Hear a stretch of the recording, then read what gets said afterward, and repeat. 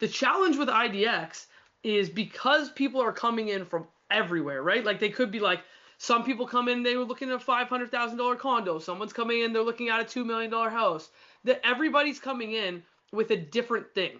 Yeah. So the follow-up is operationally a freaking nightmare, man. Because you, like, when you have one lead magnet that keeps attracting the same people, you're like, okay, every person that signs up for this one lead magnet, I know that their problem is, let's just use an example of like, it's the best school districts in this neighborhood for kids under, in like elementary school or high school, whatever. Okay, I can follow up with every single person the exact same way and always add value.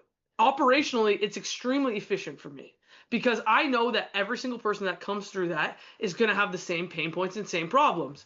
They're all probably parents with kids. They value school. They value education. They're all going on summer break at the same time. They're all going to be freaking having Christmas at the same time and whatever. Like when the kids are off, everybody can be followed up with extreme value, but it only takes one of Salim's units of effort to make a big difference for all sorts of people. When it's IDX, you're like, what do I say to this 500K person? What do I say to this $2 million person? Like, it's you go very shallow, very wide on your follow-up instead of very narrow, very deep, very helpful, if that makes sense. Totally. I'm even willing to not have the IDX. I just want to have like a nice brand piece as a website, you know? Gotcha.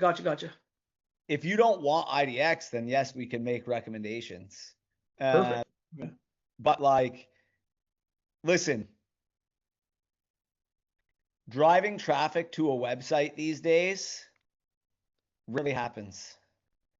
Like it happens, but like not nearly as much as it used to. Like I would spend time, like where do you think people are really going to go search you and find you?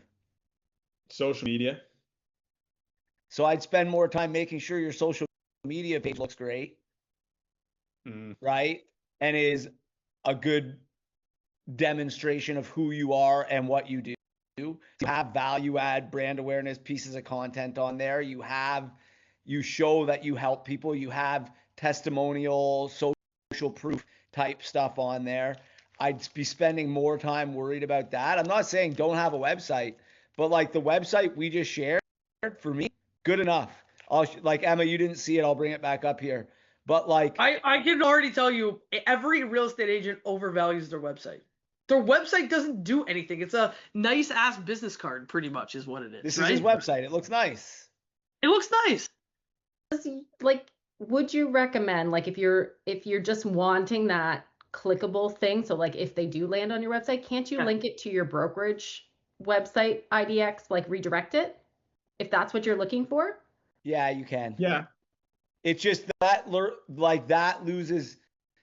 That really the only advantage if you're not going to run IDX leads is you can set up with Lofty, you can set up listing alerts for them on your IDX based platform, and you can see everything they engage with.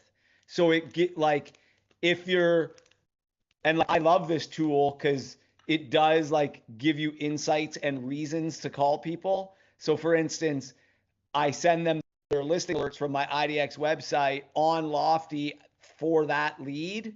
I can then see what they clicked on, how many times. So I can see like they clicked on XYZ website or XYZ condo unit 213 45 times.